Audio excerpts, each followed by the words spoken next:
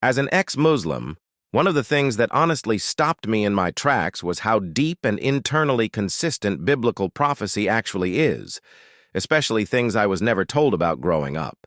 Take the very last book of the Old Testament, Malachi. Written around the 5th century BCE, centuries before Jesus.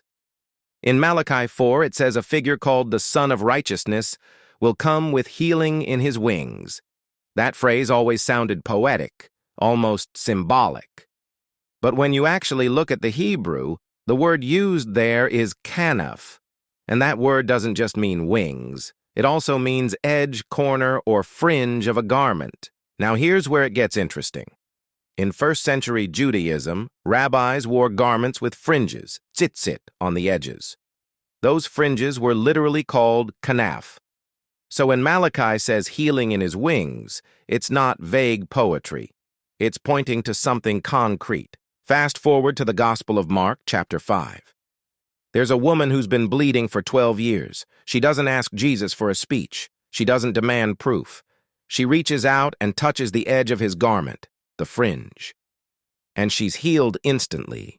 The text is very specific about that detail for a reason. From a Jewish perspective, this isn't random. That woman likely knew Malachi. She knew the promise, healing in his kanaf, and she acted in faith on that expectation. That's not a Christian idea forced backward.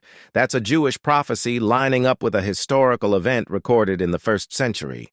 As someone who left Islam, this mattered to me, because Islam claims Jesus, but strips him of fulfillment, context, and continuity. Christianity doesn't invent a new story. It completes an old one. And moments like this made me realize this isn't accidental, and it isn't shallow. It's rooted, connected, and historically grounded. You don't have to be defensive to look at that. You're allowed to examine it. And you're allowed to ask why these connections exist at all.